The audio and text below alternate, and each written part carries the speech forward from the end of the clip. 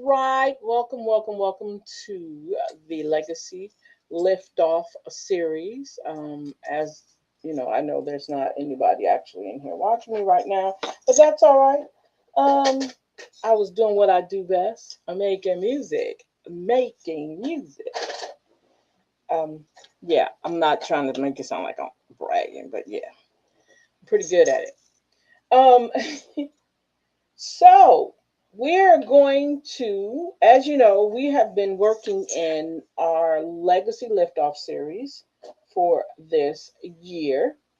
Um, and we have been really going through some stuff, which is very good. I'm hoping you guys are learning from the information that I am sharing with you guys. Really, I am. I know everybody's got a lot going on. I know there is a lot going on right now. Um, and a lot of people are just trying to survive. Well, I want you to understand what I'm here to do. I'm here to make that ride just a little bit more comfortable for you. Um, just trying to get you focused back on yourself, because I think that's very important that we do that, is to make sure that we're concentrating on ourselves. We cannot control anybody else. We really can't. No matter what we say or do, we really can't control anybody else. We are only in control of ourselves. And the more we understand that, the more we can find ourselves being more in tune to who we are. And it's easier said than done. I will definitely say that. Um, it's definitely easier said than done to make that assumption that we can do that. But I'm saying we can. Okay. I'm saying that we can definitely do that. We can find that place that we need to be in order to get through all of the craziness that's going on. As you know, um, we do the Legacy Liftoff series right now, which we're in. The first Monday of every month, we do a class, and the class pertains on how we're going to get through the rest of the month. We did one for the first month, excuse me, the first Monday of this month, which so far I don't know how you guys Mondays are. Your month, but my month has been wonderful so far, and I take that up with the meditation. I take it up with the affirmations. I take it up of how I see myself. Um, I really definitely can say I have had a wonderful month. Last month was another wonderful month. When I have a bad month, you can guarantee you I'm going to tell you I'm having a bad month, okay? Because I don't mind telling you guys that. But yeah, so far, despite all the craziness, I have been able to definitely get through it and make it where I can get to that next day. And this is all about you, okay? Hello. This is all Hello, about. hello. How are you tonight? I'm all right. I just woke up from a nap. That's all right. Good. It's good to see you in here. I was just starting off, basically just telling them, um, actually telling the listening audience, because not only we're over here, we're also on YouTube, and we're also on another stream Facebook page. So what I'm saying is, I was basically just saying how we do the first Mondays of the month to get us started for each month, and I said so far my month has gone great. I have no complaints, and I was saying that when I do have a complaint, you can guarantee you I'm going to talk about it. When there is some issues going on, I'm going to be talking about it. Now, don't say that I'm not saying that there isn't, but certain issues I don't need to actually share with everybody because everybody has a sense of privacy. So if there's other underlying issues, that's between me and me. That doesn't have anything to do with what I'm doing here. But I can overall say that when we do those classes, when I do my meditation, when I do my affirmations every day, I see the improvement in how I'm handling my day to day activities. No matter what it is, I'm able to get through them, and it's not bad. And I can truly say this month has been so far has been a good month. Um, Even in the midst of some family bad news we've had, um, or sad news. I don't want to say bad yet, but sad news we've had. It's still, we still got to keep moving. We still got to keep striving. We still got to keep making things happen. And again, I want you guys to understand focusing on yourself. I mean, everybody around us got all their drama and stuff, but we only can control our attitudes, our feelings, our opinions. Nobody else's. No matter what we're doing, we cannot control. Oh, thought I heard something. We can't control other people's situations at all. We only control us. And that's why we focus on that over here. Um, like I said, we do that the first Monday. Wednesdays and Saturdays, we do the Legacy Liftoff series over here. This Wednesday, we didn't do this Wednesday because I'm telling you, my energy was zapped. So I needed to get a break away from that. So my energy was zapped to the point where I didn't want to overexert everything that I'm doing here. And then as you know, we're here Saturdays at 7:30. Now, I also talk about my radio station that I just started, online radio station, Rooted in Rising Radio, that I started on Airtime Pro. Um, I'm working on that, so that's taking up some more time. I'm blocking off time for that for sure because I'm building up my my calendars, my slots, putting programs into those slots and doing all that stuff. Um, Looking and searching for podcasts, women centered podcasts, to give them some time slots on the radio station. So we'll have a plethora of information. So you don't always have to hear me. You can actually hear other people. So I'm in the search for that. That right there can be more, it takes more time to do that because when I did it before, when I ran Universal Collective Network from the same station before, it takes some time. And you have to do this research, and it has to be what fits your station. What is your mission statement? And all that has to fit in together. And I have found some great, I had 6 on running shows from different podcasts. They were wonderful. To this day, I am still friends with those people. Um, to this day. Um, and wonderful information, the whole 9 yards. I didn't have to do anything. I didn't have to interview anybody. I just asked them, would you like another time slot to put your podcast on? They said yes. I said, just send me your podcast or send me where I can get to them. And it worked perfectly. So I'm trying to, instead of reinventing the wheel, I'm going to be doing the same thing, the same platform, the same setup, so that you guys, when you go over to Rooted in Rising Radio, you will hear it. Only thing different is you're going to be listening to women only podcasts because over there I had a mixture of business, men and women. But this is Rooted in Rising Radio is centered on women only. Um, because I think we as Black women don't have a platform to speak on and to talk about our issues. So I'll be definitely advertising for that. I'm even going to be advertising for indie music. When I say indie music, I'm talking about independent artists that are not connected to any major record deal or anything like that, simply because then I would have to get an ASCAP and a BMI, excuse me, license. I'm not spending that kind of money right now. Not right now. That's why you won't hear all the new music on there because you actually have to have a license to play that music because those musics are not royalty free music. It is actually royalty. People make money off those plays. I am not doing that. And look, I got a whole um, computer system with nothing but music on it, but it's royalty music. So I can't play it. That's why it's not being played because I can't play it. Um, but I can play indie music, indie artist music, and that's what I can do.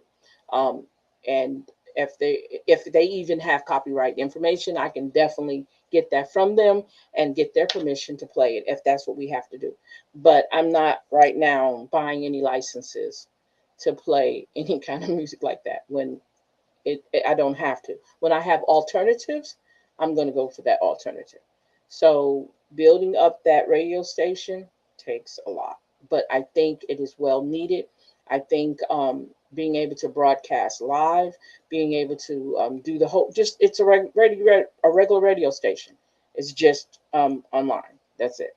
So I'm doing all that on that side. That's another project that I'm dealing with. But yeah, I'm enjoying all of this, you guys. I don't try to overdo everything because I know when I want to step away, I can step away, and that's the best part of having all this going on at one time.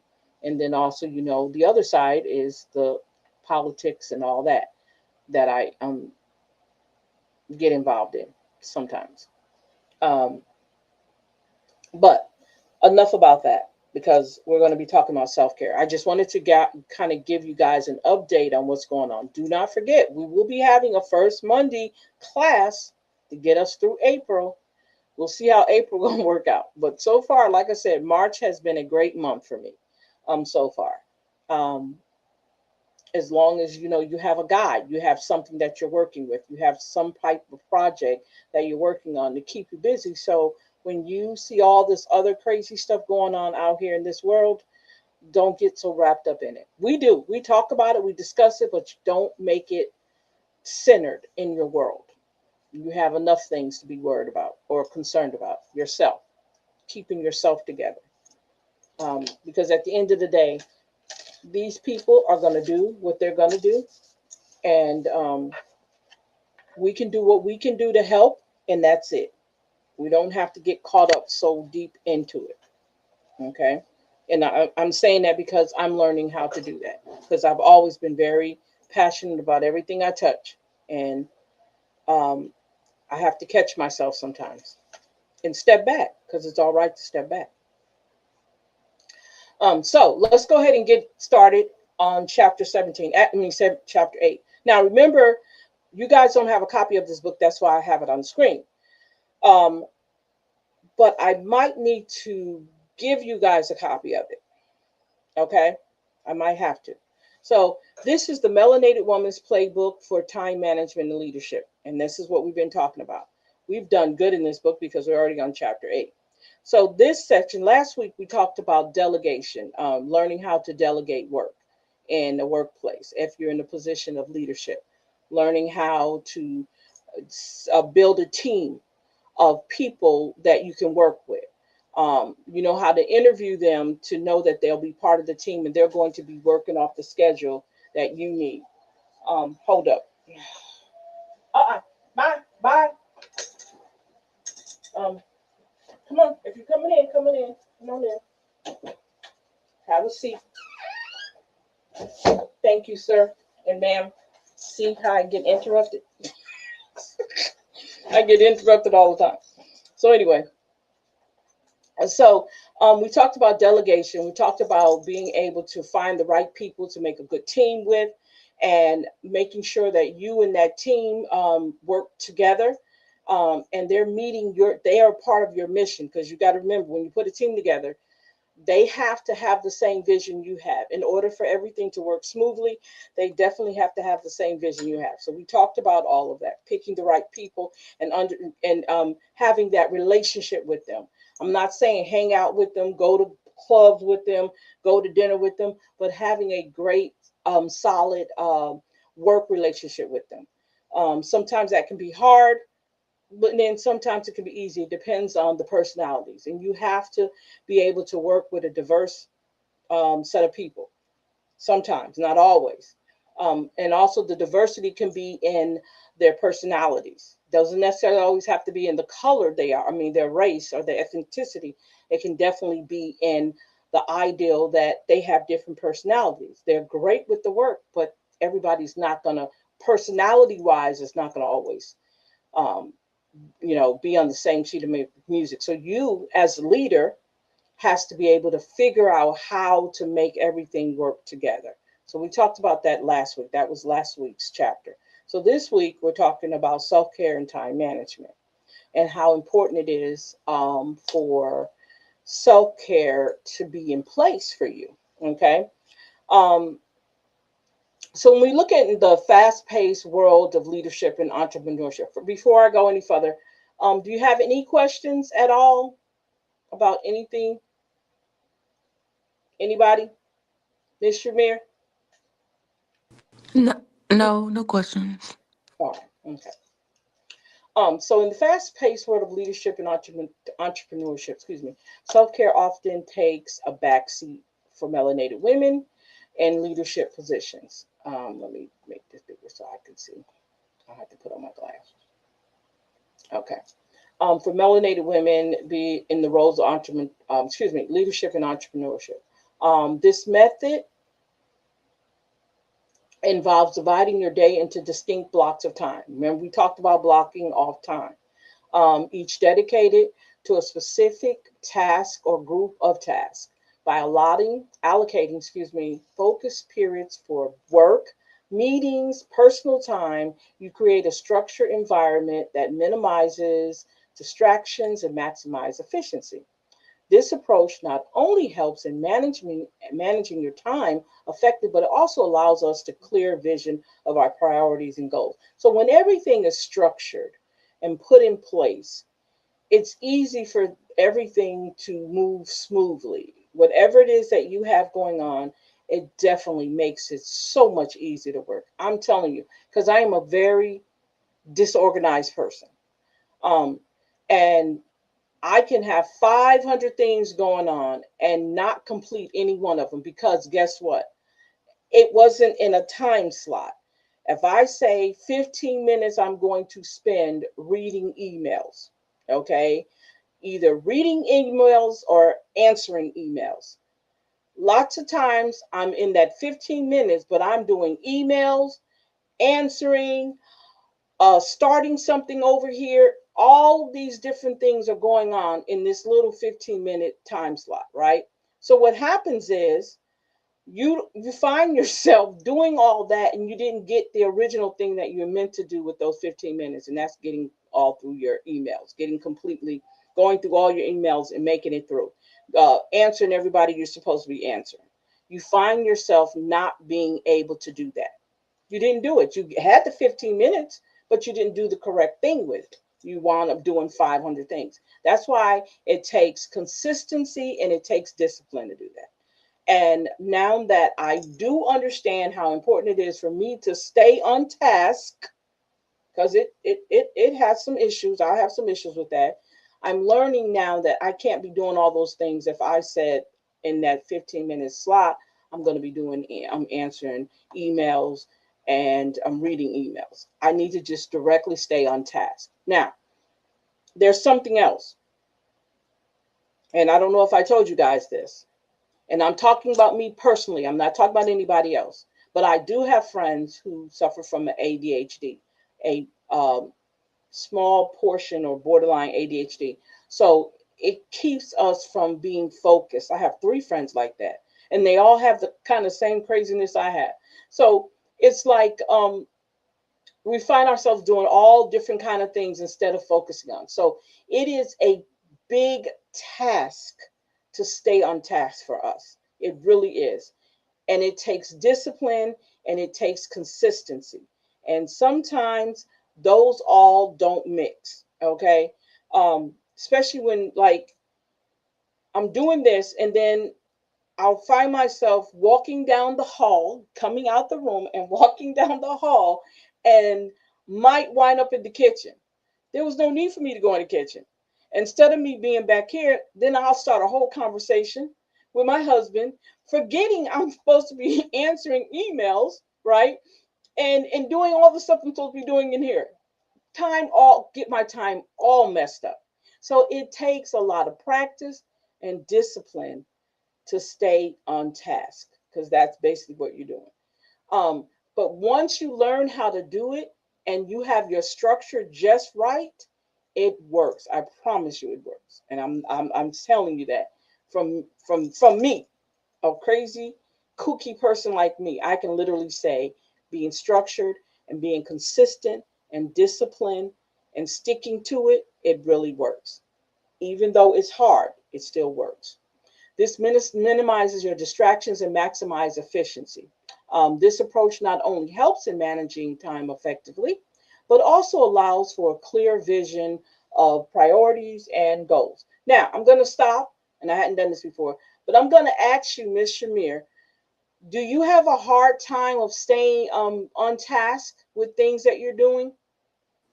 Um, yes. Because one thing can lead to the next, or somebody might call, and then I'll get on the phone and I'll forget. Yes, So, yes, for sure. yes. And it's funny because you get up and you have everything planned out. I know I'm gonna do this, I'm gonna do that, everything's ready. And then all you gotta do, that one little task, that one little outside task that doesn't belong into everything else you're trying to do for the day, comes in and messes up everything. Yes, it is so hard. I'm glad I'm not the only one. One of the fundamental principles of time blocking is the importance of setting boundaries. Oh, there it goes. That's that word. For many melanated women, the challenge of balancing multiple roles can be overwhelming. So, time blocking encourages you to de- delete, delineate, your work and personal life clearly, right? Ensuring that each area receives the attention it needs. That's right. By respecting these boundaries, you empower yourself to take control of your schedule, fostering a sense of accomplishment and reducing the risk of burnout, because that does happen. Burnout will happen because it's like you on a little treadmill. So if you don't complete that one task, you're going to find yourself going around in a circle, doing 500 different things, and then coming back to that task, that same task. You're going to do it again over and over again. So after a while, it does. It will definitely burn you out. Another key aspect of time blocking is flexibility. While it is essential to adhere to your schedule, life is often unpredictable. So embracing flex, flexibility within your blocks allows you to adjust and adapt to unexpected changes without losing sight of your overall objective. So there might be an, an a situation where, okay, you're answering emails, right? And then somebody from one of your emails actually wants to call you in the midst of the email. And now you're on the phone. Now you're talking. All you needed to do was answer the email. Now you're talking. So that 15-minute time block that you were supposed to be using answering and reading emails, now you're talking, right? So you added something on there. So do can you be flexible? Well, yeah, I can give them 5 minutes. If it's something really important and they really need an answer to something, I can give them 5 minutes. If you want to literally time yourself, have a little timer right there with you on your phone, and have it, okay, I'm gonna give them 5 minutes and get that conversation out. 5 minutes. Thank you for calling. We will get back to you, or I will email you, or whatever. You don't have to literally sit there and talk to them forever. You can put yourself on a timer and say, "Hey, thank you. I have other things I have to do." I mean, I'm just saying this. I've got to get. I'm in the middle of doing some tasks. I'm going to go ahead and complete those tasks, and I will answer you in the email, or I will text you. Okay? Because sometimes people want to get a clarification by actually, hearing your voice. So sometimes people are like that. So you might have to stop. So that's a little flexibility that you can allow yourself. It's not getting you off task, but it's giving you that opportunity you can be flexible. So if you have to add 5 more minutes in on your 15 minutes, it's all right. It's not going to kill anything, right? So, excuse me. This adaptability is particularly beneficial in leadership roles where quick decision making and responsiveness are vital. By incorporating buffer times between blocks, you can handle unforeseen circumstances with grace and composure. Mhm.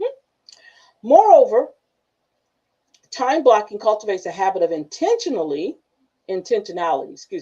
When you allocate specific times for tasks, you begin to develop a deeper understanding of how long different activities should truly take.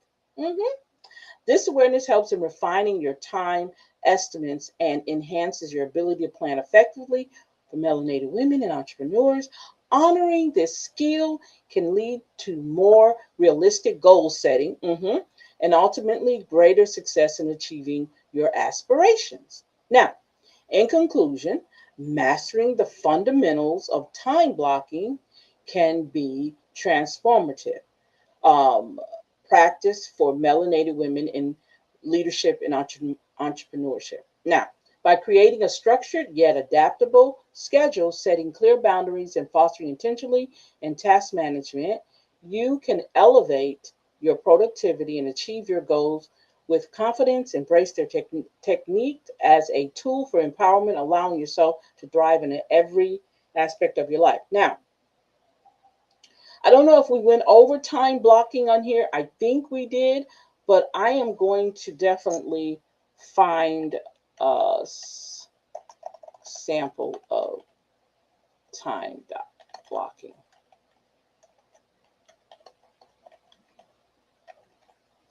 Okay, sample of time. I think we did go over this before. But let's look at this. Um, let's see. I want to do this one because it looked like it's got a lot. Let's see if it'll open up for me.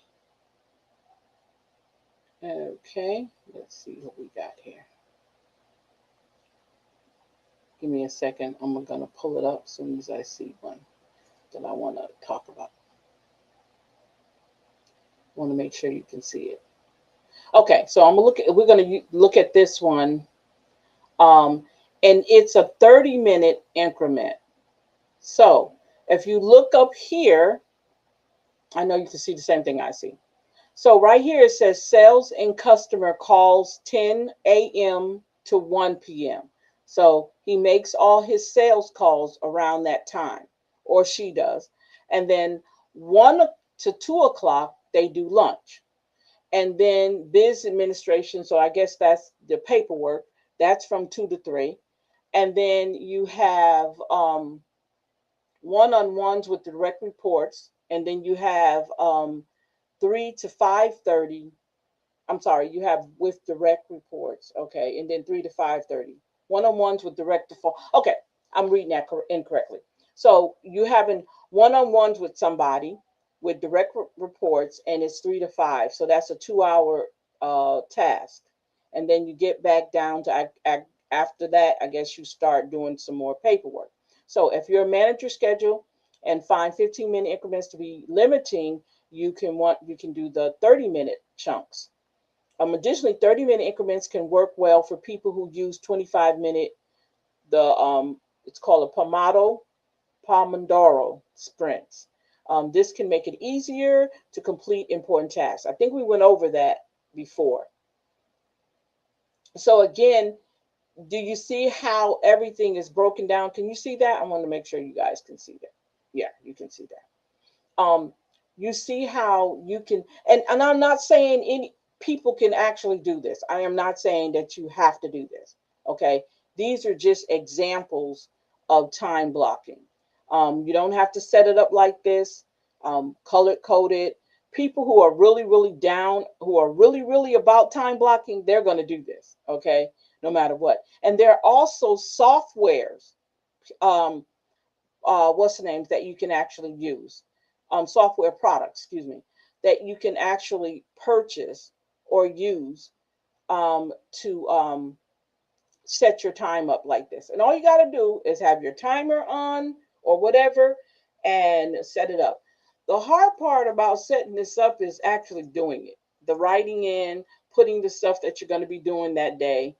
And you can do it for a whole month. But my thing is, I can't do a whole month because I don't know how my day is going to go from day to day. So I can't, I might forget an appointment or something, and I didn't put my appointment in. So you got to stop and dig and put the appointment in there somewhere. And it kind of, it knocks off your time a little bit. That's why you have to Make sure you put your time blocks where if there is something that comes along, like flexibility, like I said earlier, you'll be able to dig it, put it in there. So have you ever used the time block method to organize yourself, Miss Shamir? I haven't. Are Normally you my familiar with week, my work, like the work week is different than the weekend. So Yes. if I were to use it, it would be during the week. But Yes. usually I plan my life around the week.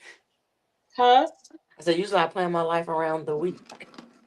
Yes. So like you Yes. said, you never know what'll pop up that's gonna, change Mhm. that.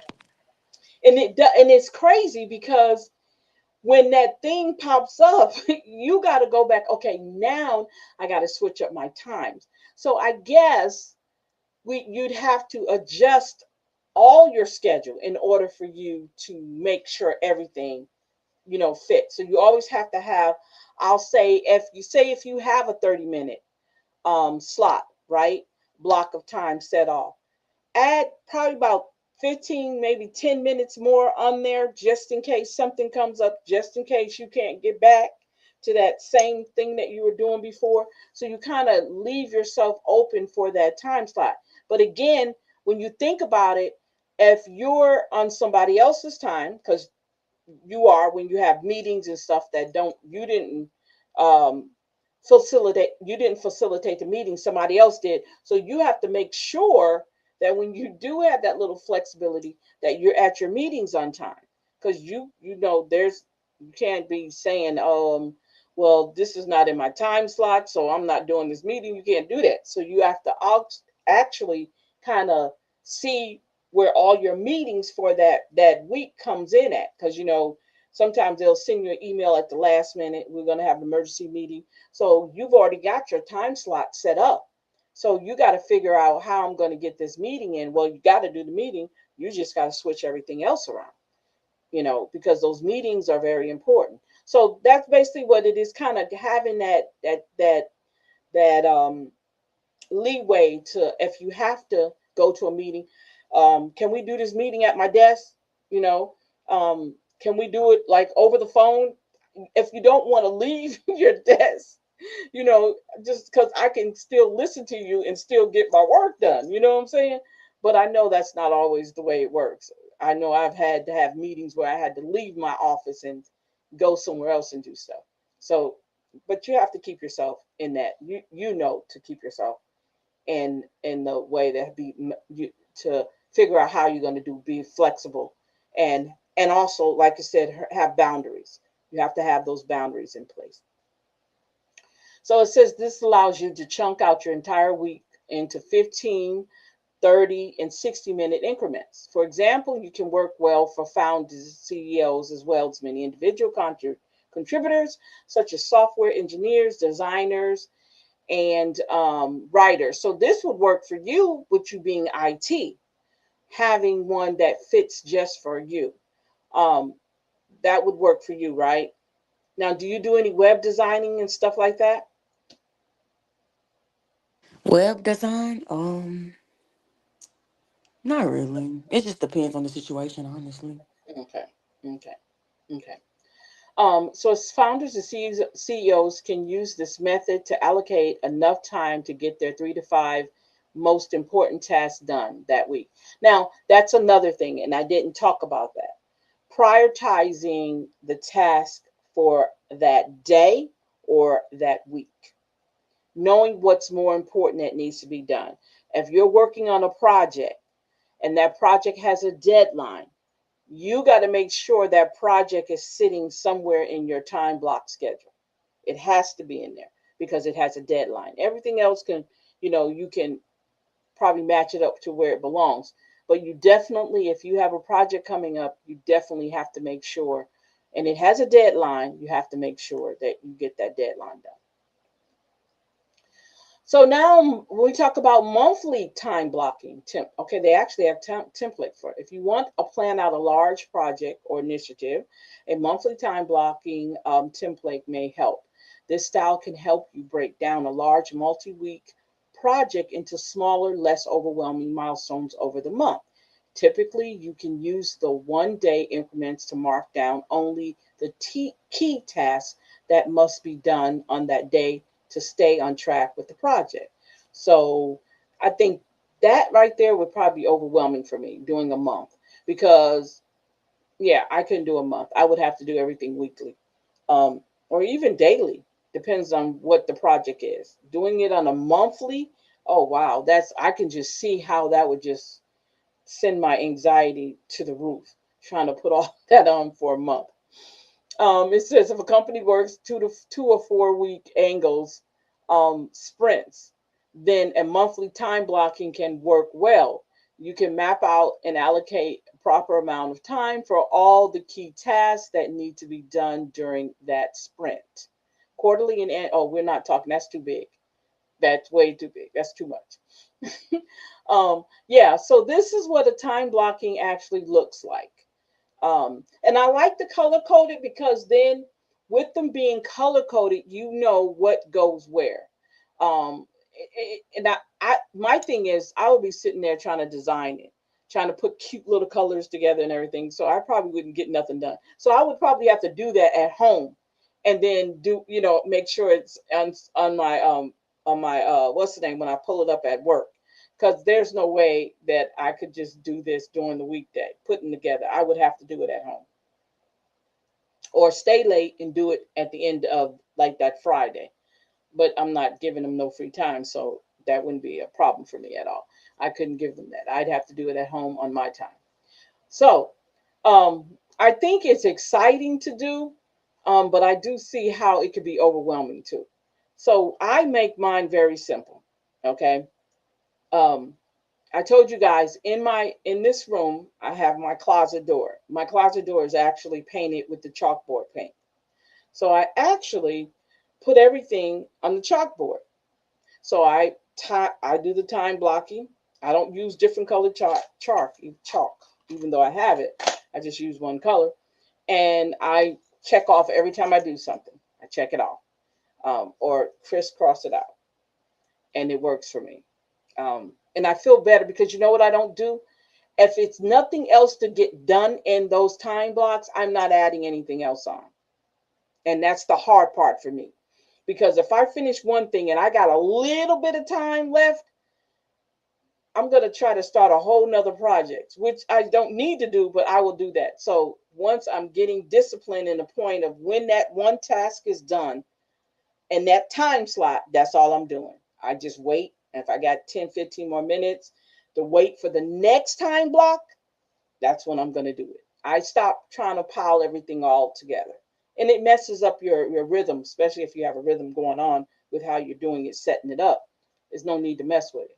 So if I have a little bit more time, I'm gonna leave that time there, unless it needs to be used. If it doesn't need to be used, then I'm gonna go ahead and wait till like if I have something from 12 to 1, and I have something from 1 to 2, and I get done early from 1:30. Say I get done for 1:30, even though that time slot ends at 2 o'clock. I'm gonna get up and go do something else. Probably get a snack, drink some water, maybe go to the bathroom, do something else. But I'm not gonna do another task. Now, when 2 o'clock comes, I come back in here, and whatever that task is for 2 on up, I'm gonna do it. Because I know how I function in my head. I'll start a whole nother task that's going to take more than 30 minutes, and then I'm going to run into my schedule of 2. I'm starting my next task at 2. I'm going to automatically start getting frustrated. So I stop everything when I'm supposed to. And that's how you set boundaries. You want to be able to set those boundaries. Okay. Now, it says customizing time blocks for your needs. Customizing time blocks to suit your unique needs is essential for effective time management, especially for melanated women in leadership roles. As you navigate through the various responsibilities, it's crucial to create a flexible schedule that acknowledges your priorities and personal rhythms. By assessing your peak productivity times, you can allocate tasks that require more focus and energy during these periods, ensuring you perform at your best. One method to customize your time blocks is to integrate self care and wellness into your schedule. So, recognizing that mental and physical health plays a vital role in leadership, you should reserve specific time slots for activities that rejuvenate you, whether it's a workout, meditation, or simply enjoying a quiet moment. Now, remember, I just said to you that if I stop or I complete a task by 1:30, even though it's a 1 to 2 slot, and I finish at 1:30, this is when I got 30 minutes before um uh my next block of task I have to do. I can take that time right there. Hold up.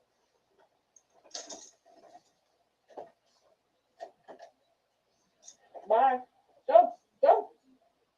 You don't want to go? Come on. Come on. Come on. Okay.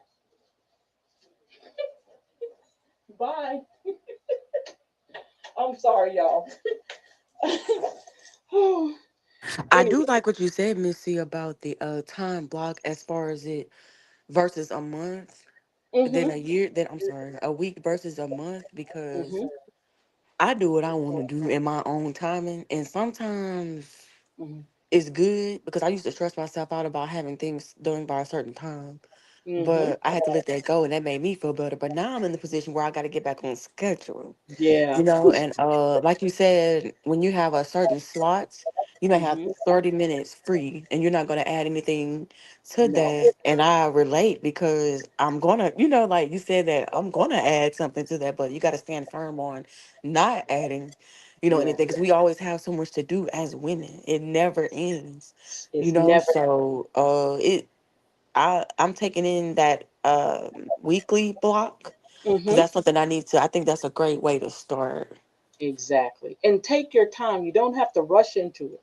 Take your time. When you're ready to do a full week of actually doing a time block project, then do it that way. Don't rush yourself. That 30 minutes, you can spend that doing exercise. You can meditate, like it says. Find yourself, if you're, say, you're in the middle of reading a book, and that's the time that you can read a book. Get some reading in, but do not find yourself starting a whole new project in those 30 minutes, knowing that by 2 o'clock, you got to start that other task. Now you're in the middle of this task and it's not complete, and you just flew through that task in on a time slot that it doesn't even belong in. So you want to make sure that you don't do that. And it's very hard because that's how our brains work. That's how this ADHD, see, my ADHD makes me do that, makes me start, okay, I'm gonna do this. I'm gonna do, okay, I got 30 minutes. Okay, I'm gonna go ahead and start. You start a whole nother project. No. And it's hard. It really is hard sticking to your boundaries and your timing. Go to something else. If you completed, stop. Go. When I say go to something else, go to something that's going to, okay, I need to take a breather. This morning has been rough. I've had 5 calls. I've had 5 complaints. I've got to fix this problem. I got to do this. So you're sitting there. This is the time when you can, you know what? I'm just going to get me some water, walk around in those 30 minutes, whatever it is. It don't even necessarily have to be 30. It could be 10, it could be 5, it could be 15, whatever. But don't keep sitting there and doing and creating another task. You don't need to. Let it sit and then go to the next thing. I'm telling you, it does take a lot when you're, first of all, you're not used to doing it. Second of all, when you are used to doing it and you've been off your regiment, in other words, you'll find yourself, okay, I'm gonna start doing this. I'm gonna start taking out the trash. I'm gonna start feeding the dogs. You're gonna start all these different things, and it's a task that takes more than that 30 minutes, or that more than that 5 minutes, or more than that 10 minutes. You don't want to find yourself doing that, and it's a very, it can be hard at times, but we can do it, right? There's Yes, definitely. nothing sticking to it. That's the hard part. That's the only hard part about it. So these activities should not feel like they're after. Okay, I'm sorry. Let me go back. Okay.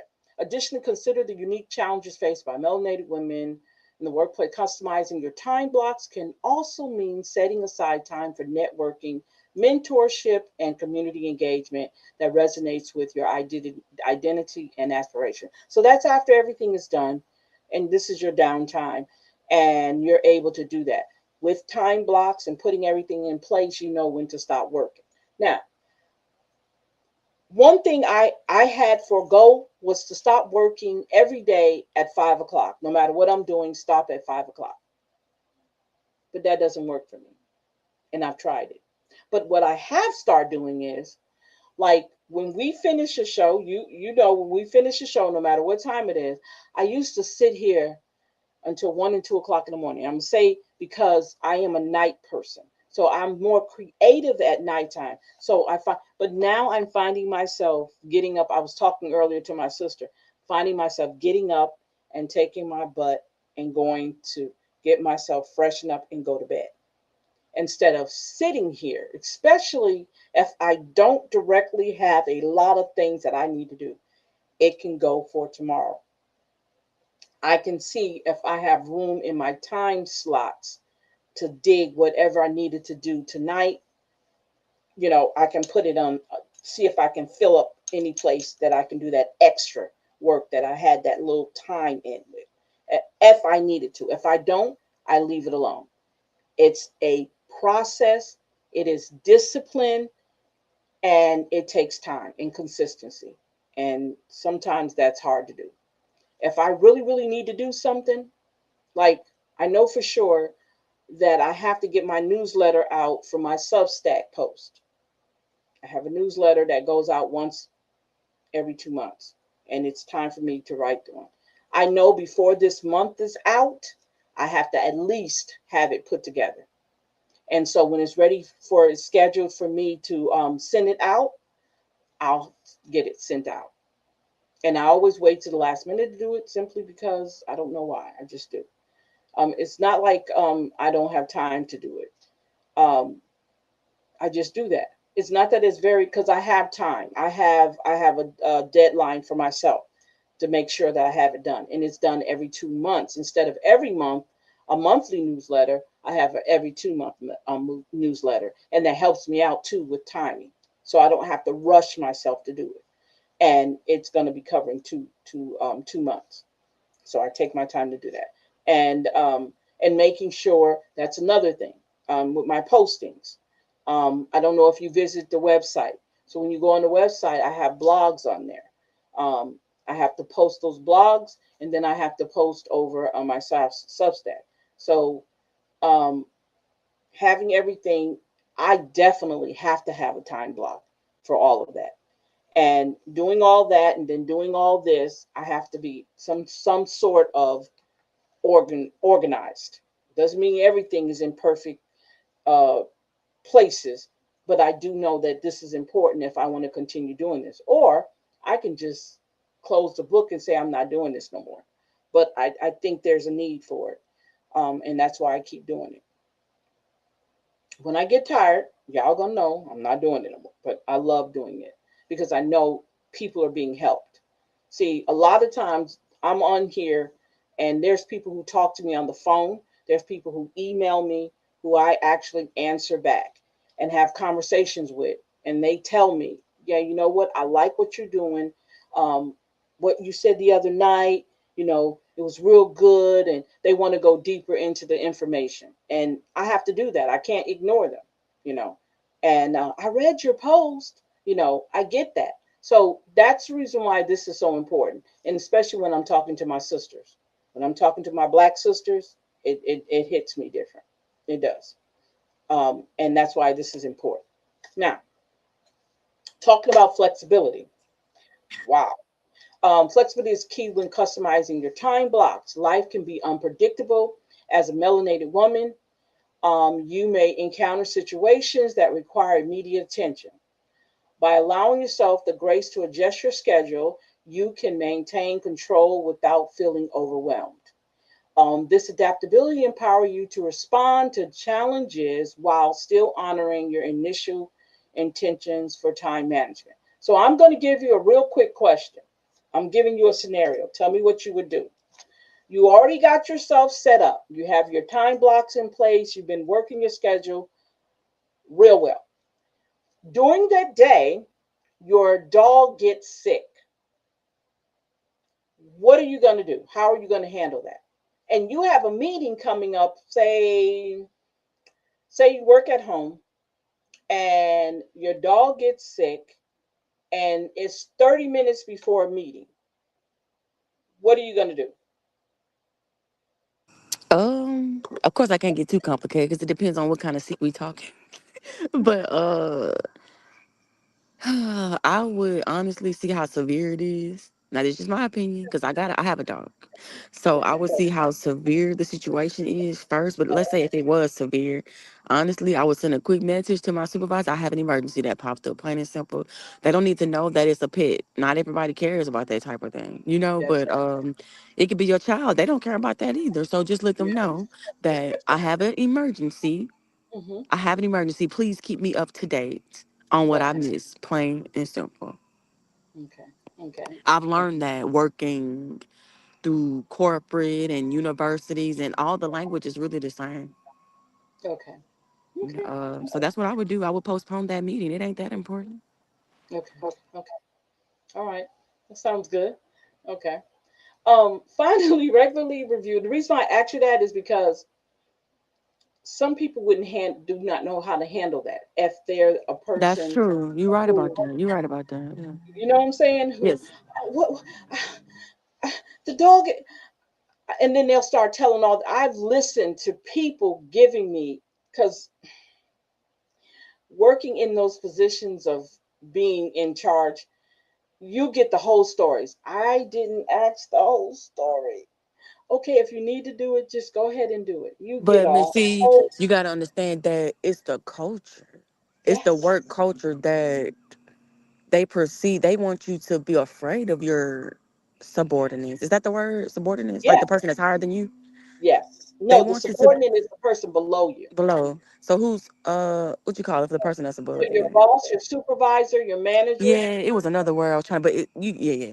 So they want you to be afraid, and I worked in an environment where they want you to be afraid, but I also worked in an environment where the the top boss would just walk around like he was a normal person, which they are, and that's what people Hmm. forget. They are normal people just like us. They just get paid, and they have a title. There's nothing wrong with respecting your supervisors, your managers, and whatnot. There's nothing wrong with that, but don't let them run all over you. Don't make it seem like you have to be afraid of them because you don't. Exactly. And Exactly. that's why people over explain, because I've been in that position because you have to protect yourself. Yeah. And you shouldn't You be in a feel position like, where you have to protect yourself, but that's the work environment. and how do I want to say that? That is so true. But also, your supervisors and your bosses have to respect you too, which sometimes Oh, of it's a course. one-way Wait, street. straight. Hmm. And sometimes we get so afraid, and you're right, they walk around, they got issues just like you do. Yeah. Um, so they we put them on this pedestal, Pedestal. Hmm. idolize them, we Hmm. worship them. Hmm. Oh my God, the situation where Hmm. you like, are you really that? You would jeopardize our friendship over telling that. You know, you're like Hmm. looking at them like, okay, I know it's important now. So when you think about how they're just like me and you, let me tell you something. I have been in positions where I went toe to toe. I went toe to toe with my supervisor, and I was right. And there was times when I was wrong, but I went toe to toe with them because I felt that they disrespected me. Hmm. Okay, with the job that I was doing, and the workload and the task and everything that they were overflowing on your team or the people that you're working with, and you have a right to step up to them and say, hey, wait a minute, can you back up off of us just a little bit? You as the leader, team leader or whatever, you have to take up for everybody. Yeah, that's You have true. to be able to stand up and say, can we take this and put this on another day because we got a lot to get done today? Hmm. You have to be able to be that person to stand up to them. You know what I'm saying? Yeah, but the because supervisors are afraid to stand up to their, and that's where a lot of the heat comes from. It comes from the top. A it lot of comes. supervisors, they get that pressure from their manager, which makes them Yes, put pressure on the people under them. that's So the right. culture has to change. Yeah, yeah. And it's been a minute since I've been in the private sector. Mhm. Um, the last time, oh yeah, it's been a minute. Um, and I don't miss it. I don't miss it at all. I, I don't miss it. Somebody said, "Would you go?" No, because I think now that I'm set in my ways. I don't say I won't have a problem with working with people, but Mhm. once I get a hint of you acting a little funky, I can't do it no And I more. hate that's how I am now. Like I'm way Yeah, older than I should be. But I figure out things so fast. That's what my therapist told me. She said, yeah, you're at a level a lot of people aren't. mm, Like you understand a lot of things that people don't at your age, is what she told me. You know, exactly. and I think that's where my allegiance is with my wisdom at my age, is because, like you said, I see certain things, and once I see you acting a certain way, I gotta Hmm. I gotta walk differently around you. I have to Exactly. say, and it's sad. Like I learned pretty fast at all Hmm. the jobs that I have had, and they're Hmm. all the same. They're all the same. And okay, so now that you say that, just a little bit off topic, just a little bit. So, do you think it's the job, or do you think it's your preconceived notion of how you think things are going to be once you get to that job? No, in my aspect, Mm-hmm. from what people close to me say, they say I'm always overly exerted. And that's when I get what's the word? Disappointed. Because it You doesn't work out how I thought it would. So uh, my dad told me to lower he didn't say lower your expectations, but make realistic expectations, which is oh, hard to do, when you don't know what the company is about, when you don't know what the people, or about okay. I hear what you're saying. So you're saying don't be so have your mind way up here when you get there, and then you realize, oh my God, exactly. what I'm So gonna be doing? yeah, it's not lower your expectations, but have realistic Yeah. expectations. So Yeah. so do you think about doing a research of the company, research Mm-hmm. the duties and responsibility of that particular position, Mm-hmm. right? Reviews. Reviews, yes. The type of tasks that are entailed, and if there's any extra work that needs to be done that gets put on most people, Yeah, oh yeah, what is that extra work? Because yeah, they wait till you get hired on to tell you you might be doing this. yeah, yeah. Mm-hmm. And there's people out there that's not willing to do it. You know, Yeah, I know. Believe they're me, I not willing know. to do it. Um, working, facilitating and running interview panels, Mm. which it was a great opportunity I got working at the VA. Um, taught me a lot about what you're saying.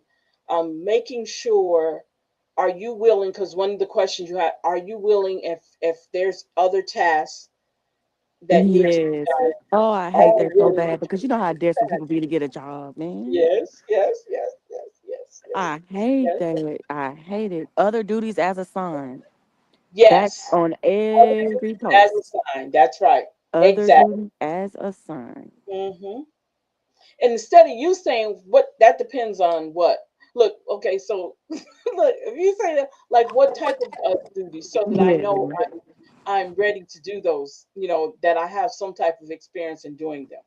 Hmm. Will I need to be in look, will I need to be trained to do these extra duties? And nobody ever asks those questions. I know because I've actually interviewed people with A lot that of people need and interview saying that prep nobody ever though. asked that extra question. I didn't even Yeah, I do that know. interview. But if we can get to where it's see how we're brainstorming. If we can get to where we can it's like I want to train people on these upcoming things. That way they don't have to go through what I went through, that, and because you I've can been do through it. lots of panel and they make these type of interviews to intimidate you, which makes absolutely no sense to me. I've been through multiple panels, even singles, even Mm-hmm. 2 3 rounds, and it's ridiculous. But what I would like to teach people is that other duties as assigned, they can make you do whatever they want with Mm-hmm. that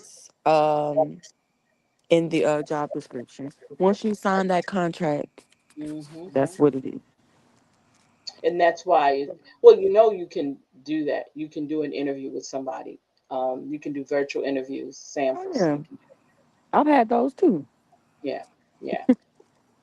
Um, so yeah, it's interesting. That world, that the interviewing world is very interesting, and I It's learned. very and it's worse now, Miss C, because we have AI, and I know people they'll just say AI and they won't have an example. So I have an example.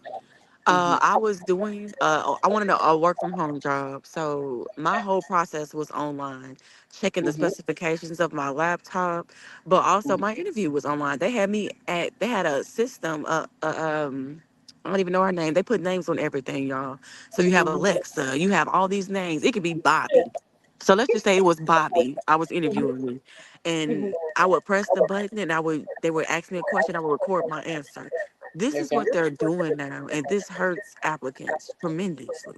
Hmm. Because I put in an application to companies, and it's automatically rejected because it's going through an AI system Yes. that's detecting, certain keywords. And this is it. Do y'all want people to work, or do you not want people to work? Because the things Yeah. that they're doing is I can't even find the word. It's making them not want to apply. And there's people out there who need a job, but y'all making it so hard for them. Hmm. You Hmm. know? Yeah. Yeah. Um, it was a young man who worked for Indeed, and I Mm. think he either got dismissed or what. But he says they're called ghost jobs, Yes. and it's to keep the quota up. Yes. It's You it's. understand what I'm saying? To Hmm. keep the quota up that people are actually applying for ghost jobs. He said, "Yeah, I'm telling everything." When I guess he got terminated from, I'm telling. He said they're called ghost jobs, and he said we literally have them in the system, and people Yeah. actually apply for it, knowing that they'll never call that person for that job, but they're called ghost jobs because it's part of the quota, and I've it's sad. applied to those jobs and I've had to report them because it's people from different countries and then they have your information. Yes.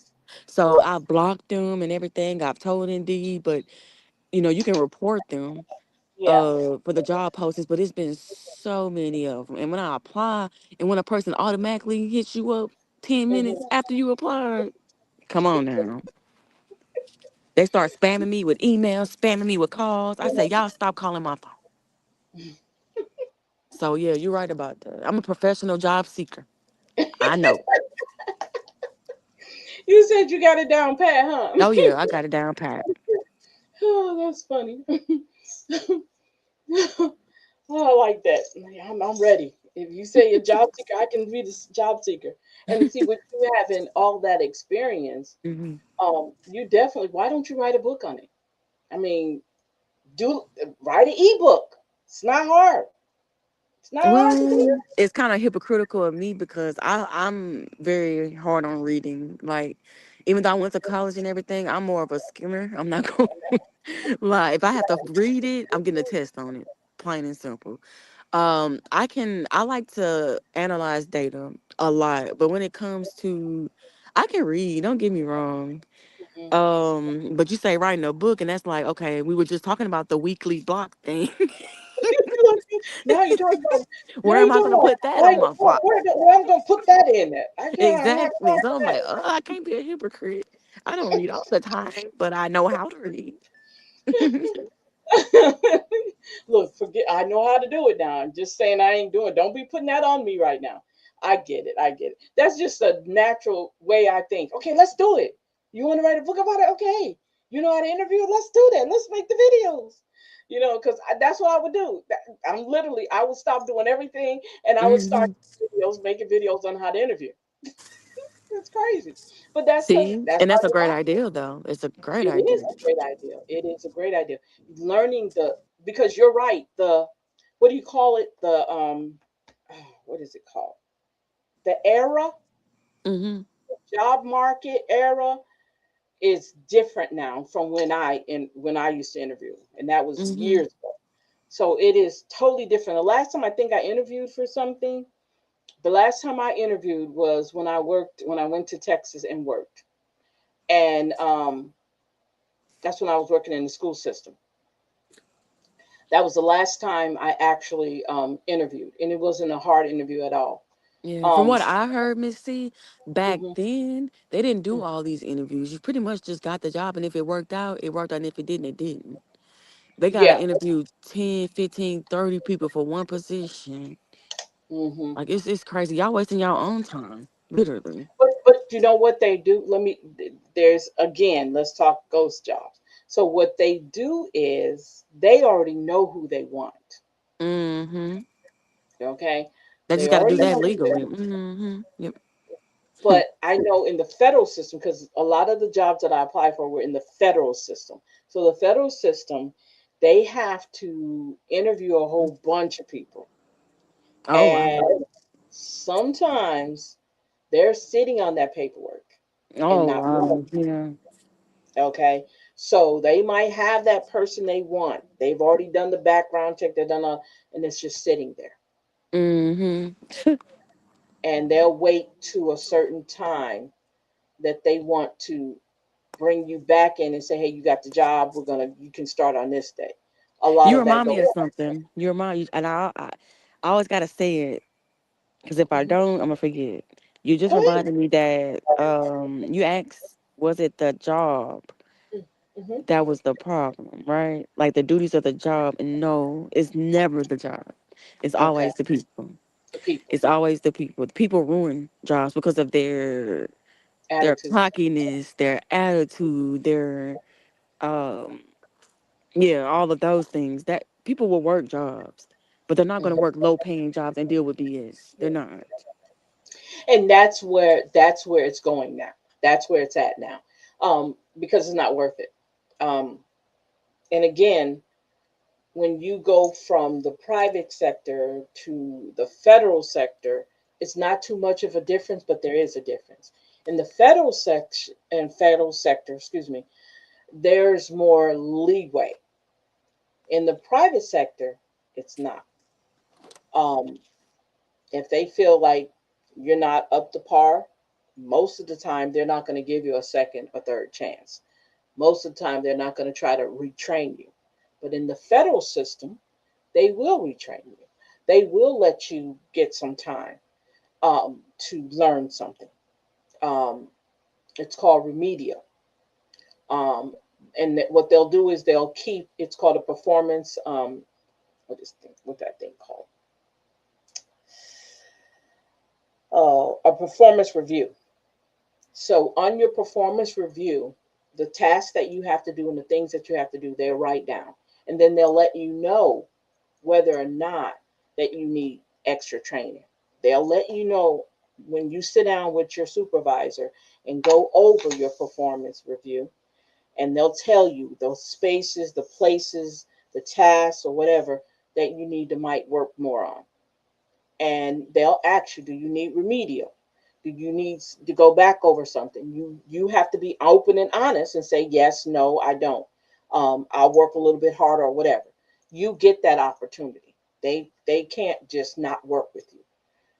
Maybe it's different now, but back then they couldn't just say, you know what, they didn't work out. We're gonna get rid of them. You couldn't do that.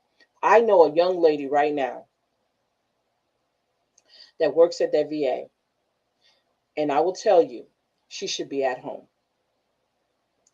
She's more at home than she's at work. And you know she's of the and she should be gone. They should have fired her a long time ago. Because if she was like this, she would be at home. For the many times that she called in, for the many times that she didn't show up at work. So I don't know how it is now, but I promise you, if it was one of us, there's no way she would still be holding that job. And she's been at that job a long time. I'm not talking about 5 or 6 years. I'm talking about almost close to maybe she might be off of 5 years of retiring, maybe a little bit more.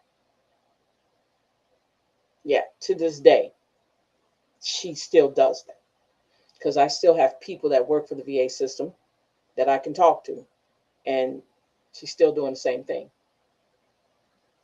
So they pick and choose too. There's a lot of favoritism going on. There's a lot of nepotism in that system. Oh yes, yes, yes, yes. We had a whole family work there. Well, me and my sister worked there, but it was no nepotism because my sister worked in a whole different department, and I came in after she came. We didn't come in together or anything. My sister had been there for a few years before I came because I was working in the other system. I was working in the state system while she was in federal. So, and I have a whole bunch of cousins working that system. I have nephews and nieces that work in that system. So it it's a lot. But we literally had a son-in-law, a father-in-law, and a daughter work in there. So, yeah, the federal system is a different system. I promise you it is. And no, they don't just throw you away right off the bat. Because, like I said, right now, this very person, if they didn't know me and we go up there together, I could point her out to you. That very person that's still there, that barely comes to work. But if that was one of us, we would have to come to work. Okay. So once you've acknowledged the blocks, the next step, oh, I'm sorry. Evaluate. Oh, we were ending this. I'm sorry. We got off task just a little bit. Finally, regularly reviewing and adjusting your time blocks to ensure they continue. Time is, oh, okay, we're almost finished.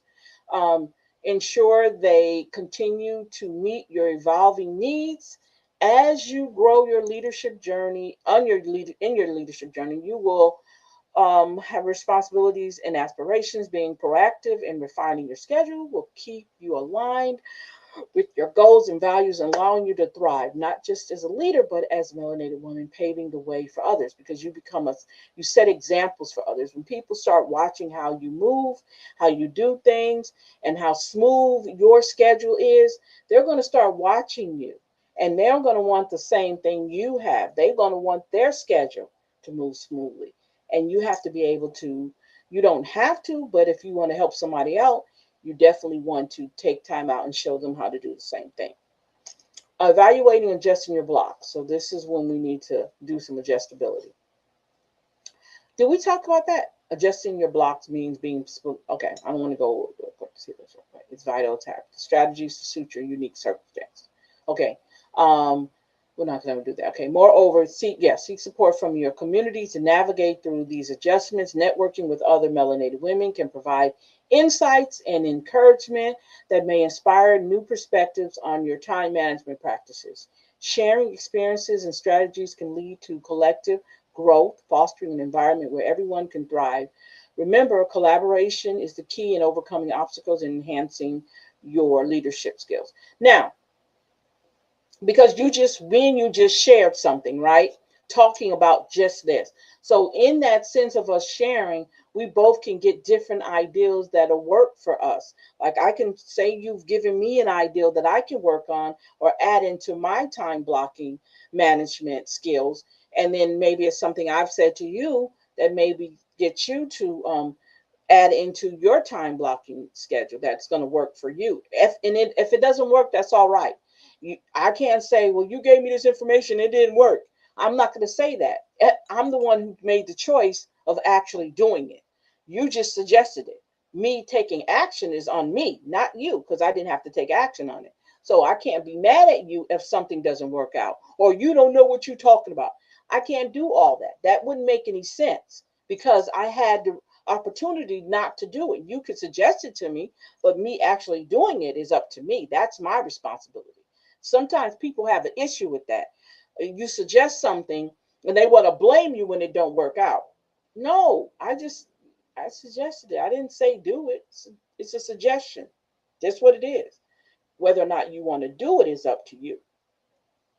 Lastly, regularly revisiting your evaluation process, yes, and essential is essential for sustained success.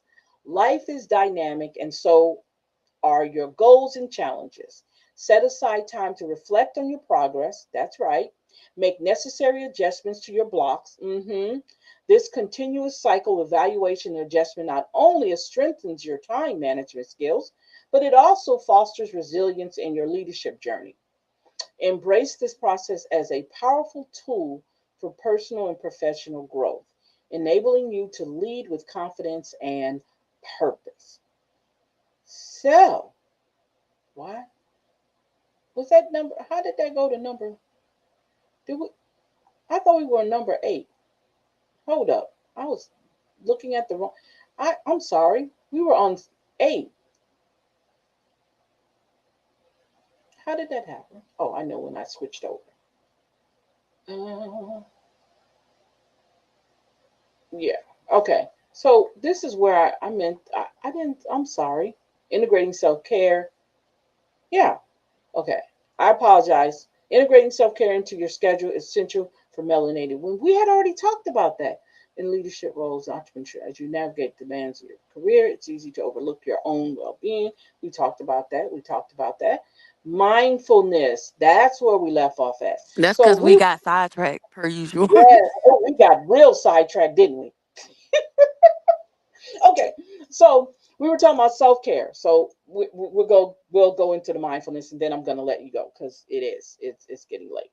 So mindfulness practice for busy women in the fast paced world of leadership and entrepreneurship. Excuse me. Busy women often find themselves juggling numerous responsibilities. Mindfulness practice offer a sanctuary amidst this chaos, providing tools to reclaim focus and cultivate inner peace. For melanated women, incorporating mindfulness into daily routines can enhance productivity and foster a greater sense of well being. Taking a few moments each day to engage in mindful breathing or meditation can create a powerful shift in perspective, enabling clear decision making and improved emotional resilience. Now, have you ever practiced mindfulness or meditation? I'm not really sure what mindfulness means, honestly, but meditation, the most meditation I do is pray. I'm a prayer. Okay, Or I'll sit outside in the sun, maybe, but I think I really need to try some more meditation, honestly. okay. But I don't know what that first one is. One I've never heard of Yes. that. Okay. So mindfulness mainly, Like, I know let what it me, means to be mindful to other people, but how do you be mindful to yourself? okay. Let's get that. Let's get a good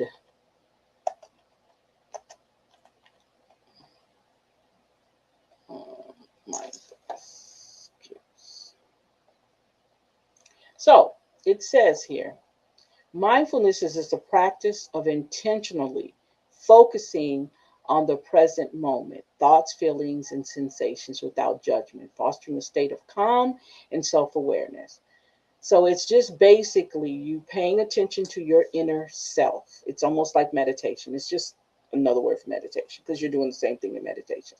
Okay. And you're staying focused, you're intentionally staying focused, and don't judge yourself. Whatever's coming up out of your mind at that time, don't judge it. Just let it pass by. Say, for instance, you're concentrating, you're focusing, and you're in your head and you're thinking about a mistake you made or something you said bad to somebody. Don't judge yourself. Okay. Don't say, oh, I shouldn't have done that. I was mean to that person. I'm a terrible person. Don't judge yourself. Just allow it to go by and then let something else come through. It's That's a good basically, one there. yeah, just basically, okay, it happened, it's over and done with. Let me move on. Because once you start judging yourself, that's when you're getting out of what you're supposed to be doing. And that's supposed to be being calm, looking at things differently. This is an end time. End time means the time for you. right at this very moment, what is going on with you? What can you do right now to calm you? Say, for instance, you and your husband got into an argument prior to you taking the time out to do the mindfulness. And then what you're doing, instead of you thinking about yourself and calming yourself down, you're thinking about what you said to him to hurt his feelings. And then you're saying to yourself, you're beating yourself up about it. For what? During that time, that's not the time to do that. That's basically what it's saying. You pick a time to, if you want to do that, beat yourself up about it, that's not the time to do it. This is the time when you just take everything in and let it pass by. It happened, move it out the way. It happened, move it out the way. That's what you do in your mind. Mindfulness takes a lot of practice. It is not something that you can do overnight. It takes a lot of practice, just like meditation does. It takes a Yeah, I lot was of just time. about to say it sounds it's easier than Yeah, it's harder than what it sounds for sure. it is. That pumpkin. Yes, it is. Okay. So, wow. So they have one. Let's look at this. Let's kind of explore this a little bit. So they have something called the 333 rule, a mindfulness-based grounding technique designed to calm anxiety and stop panic attacks by connecting you to your present environment. It involves observing three things you see. Identifying three sounds you hear, and moving three distinct parts of your body, which helps redirect focus away from the internal distressing thoughts. Wow, I like that. So you do three things. You hear three sounds. You hear the dog barking, the cat meowing, and the birds flying or chirping. That's that's three things, or that's the sound. And then you move three body parts.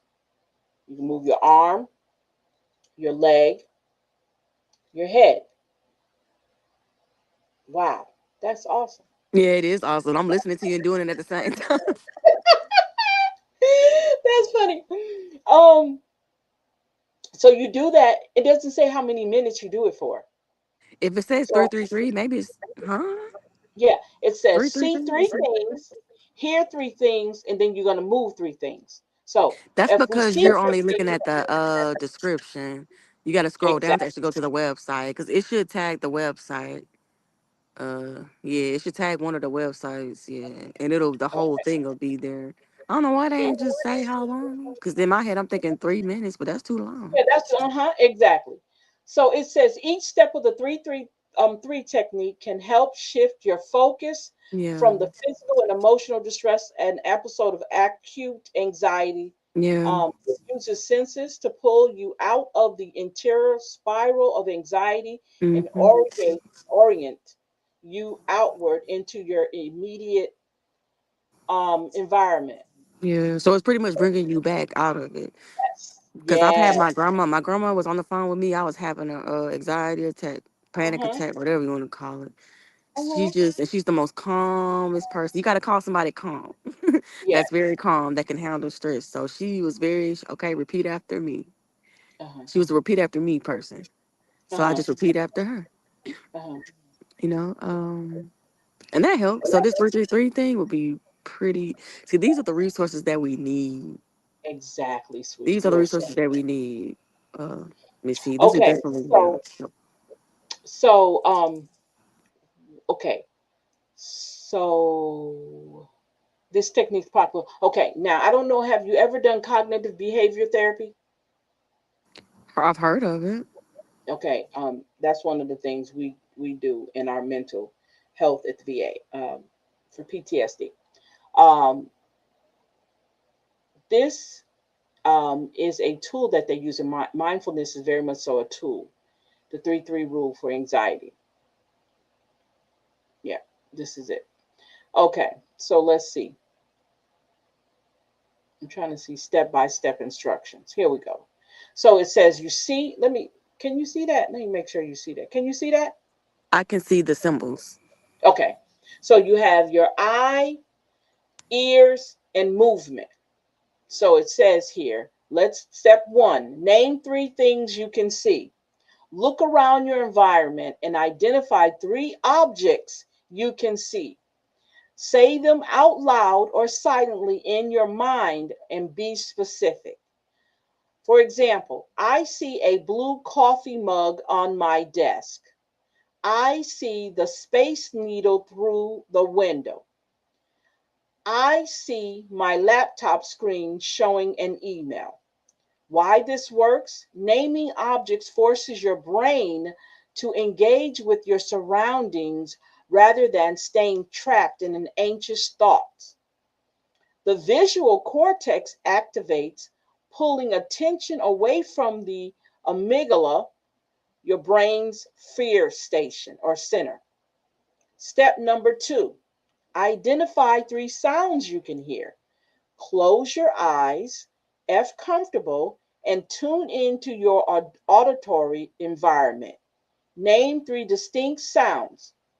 I hear cats passing on the streets below. I hear cars passing on the streets below. I hear my own breathing. I hear rain tapping on the window. And then you say why this works. Listening engages a different sensory pathway, furthering disrupting the anxiety loop. Even subtle sounds, your heartbeat, distant traffic, and a clock ticking can anchor you to the present. Step number 3, move 3 body parts. Intentionally move 3 different body parts. Move the Make the movements deliberate and notice the sensation. Rotate your wrists slowly. Roll your shoulders back. Wiggle your toes inside of your shoes. Why this works? Physical movement activates your proprioceptive, proprioceptive, system, body awareness, and releases tension held in your muscles. This can interrupt the freeze response common in anxiety. So the 333 rule takes only 1 to 2 minutes, and it can be done anywhere, in your car or at your desk or during a meeting. No one even needs to know you're using the anxiety technique. It's completely discreet and immediately effective. There you go. So you think you can do that? Definitely. Panic This works attack? in the work environment, or if for me, I'm speaking on me because other people may have anxiety in different places. You That's right. know, then That's right. like for like exams, office Mm-hmm. exams, test exams. Yep. It's like I'm getting ideas as we're doing this meeting. It's like I wanna, well, as you're doing this presentation, is to reach out to the from middle school to high school and teach them the same things that you're teaching me. Literally, Exactly. this Exactly. is, but these are things that people actually get paid to do. I know. Why you think That's what's crazy. I, I wrote a whole book also we'll No, no, talk no, about. no, no. I mean, like in the system, Yeah. like yeah, like community Yeah. outreach specialists and like people like Yes. that is who I'm talking about. They get paid to do these type of things, and I've never seen it. So Exactly. So the different places when you have a panic attack, overwhelming worry, pre-presentation anxiety, social anxiety, stress spirals. This is Seattle. This must have been in Seattle, Washington. But these are the things that you can do. Very interesting. And believe it or not, I know about all of this. I never heard of the 333 rule. So this is new for me too. Um, very, very interesting. Okay. So that's mindfulness for us. So let's see here. Incorporating mindfulness into one's schedule does not have to be time consuming. Short mindfulness breaks throughout the day can be incredibly effective, whether it's stepping away from your work for a quick walk, engaging a brief meditation session, or simply taking a moment to stretch or breathe deeply. These practices can refresh the mind and restore energy. By prioritizing these moments, busy women can enhance their overall productivity and maintain a balanced approach to work and life. Ultimately, embracing mindfulness about creating space for oneself amidst the demands of leadership and entrepreneurship. By integrating these practices into daily life, melanated women can unlock their full potential while nurturing their well being as they navigate the complexities of their roles, and the power of mindfulness can serve as a guiding light, helping them to lead with clarity, compassion, and confidence. When you go in your office and you close that door, you know you're about to take care of some business. Um, so, what did you learn today? I learned about that time block thing for sure. I Okay. want to do that. The Okay. time block, the 333 Mm-hmm. method, Okay. what self mindfulness means. Yes. Mm-hmm. That's right. Remember what does it mean? Pretty much it means putting yourself first, making time for yourself, Hmm. to make your ways to make yourself feel better. That's right. And how do you do it?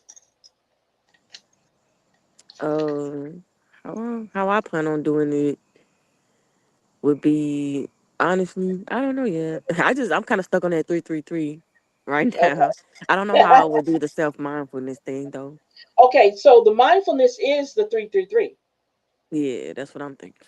Yeah.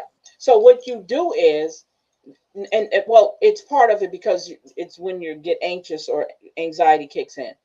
All it's telling you to do is when you decide to um, focus, because you're talking about focusing on the present moment, what's going on right now, being here, being in the present moment, being at the point that you need to focus on you. Get rid of everything else, no matter what it is going through your mind. There might have been an argument you just had. Take that out of your mind and don't sit there and break down everything that happened in that argument. Because we as women, we love to go word for word. Well, what did I say? He said this. This is why I'm upset. All of that needs to go away. Let it go away. Let it pass over.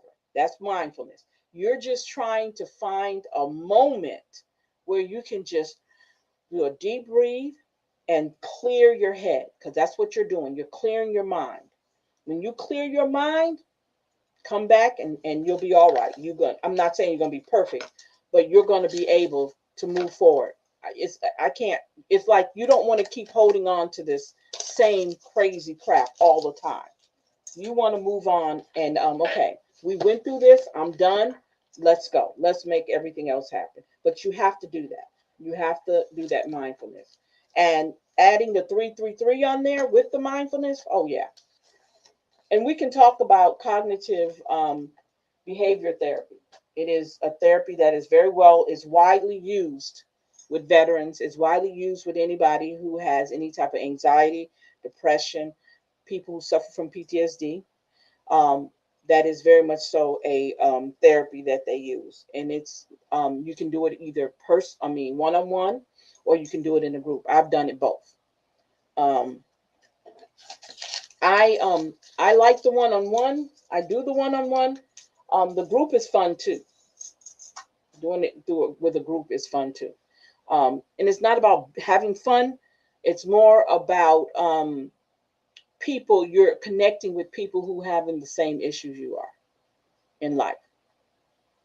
Um, and yeah, it can be.